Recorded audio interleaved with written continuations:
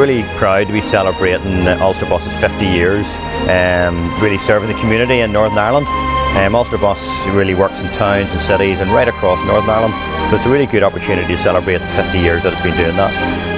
And we're going to have a lot of events and different activities next week, and then culminating in the bus rally out at the Ulster Folk and Transport Museum, and that'll be just a good opportunity again there with a lot of different people from all around Northern Ireland, well, from all around Ireland and the UK, who'll be celebrating buses and everything that's good about buses to celebrate 50 years of Ulsterbus in Northern Ireland.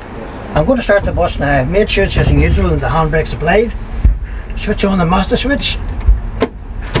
It's here, and then push the starter button. And that's her all fired up, ready to go. I checked the end of the air built up in there. There's a wee flag here. If the air pressure is down, that flag would be up to say stop, you don't move it. But it's down now. I've checked the pressure gauge, and the air pressure's up. You're safe to move. So I just put her into gear, release the handbrake, and off I go. Simple as that.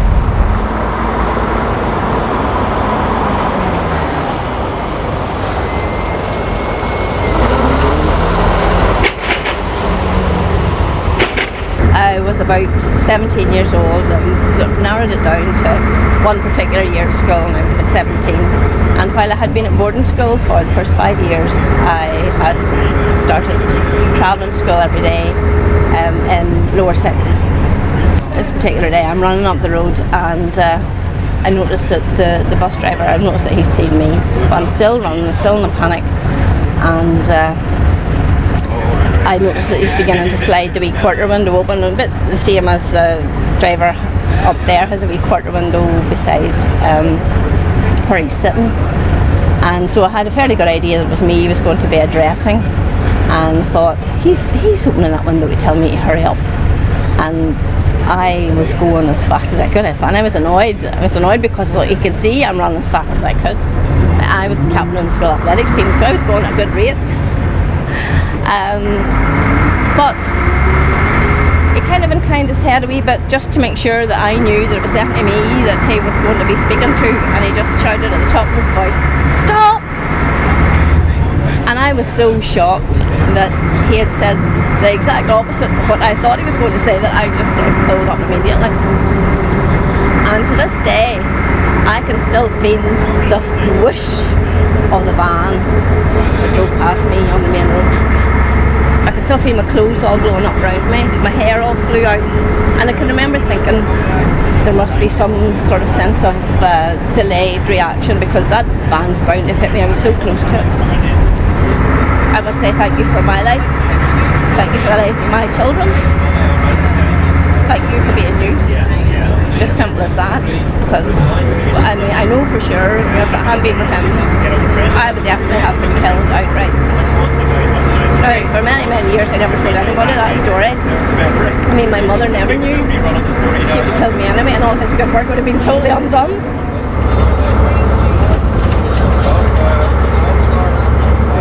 When we have the bus, like the bus behind me today, and we've got a modern bus which is liveried like an old bus, we just want to take that out and around different communities and let them see it and remember what Ulsterbus was like and all those years ago, and also for staff as well, just to look at it and go into the depots, let people get on the bus, see what it was like then, and just remember everything that's good about Ulsterbus and really connect with the communities again. I mean, we had a lovely story from a woman who came on the bus today to tell us about her experience on Ulsterbus all those years ago when she was at school, and I think for Ulsterbus it is really about serving the community then, and it is about serving the community now too, and we just want to bring that back and remember that.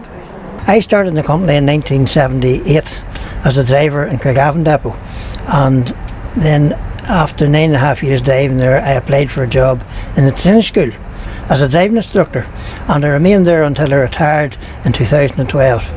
And for the last 13 years I was the chief driving instructor for Ulsterbus, City Bus and Metro at that. Metro was then.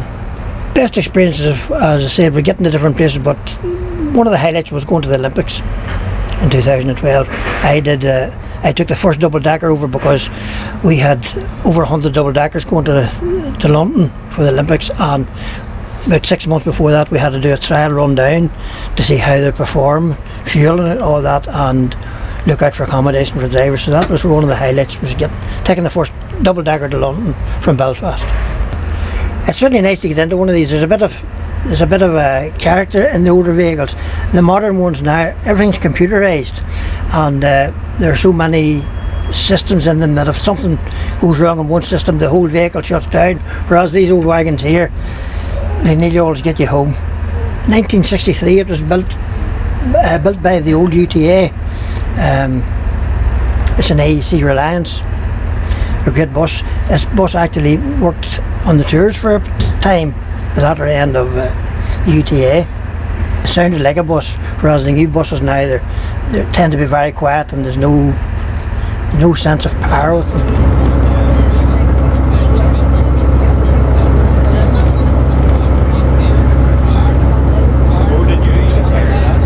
And do you have any recollections of this bus? Well, every year I drive this bus at the rally, the bus rally at Clegg. Alright. And this bus has been around 1963, this was built. At the time it was built, it would have been considered to be a luxury vehicle. Yeah. It would have been used on tour work, and it was built in our own factory in Duncrew Street at the time. And When you say our own factory, so Ulsterbus had its own. in those days, yes, they were building their own vehicles. We were a coach builder as well. Coach builders, yes.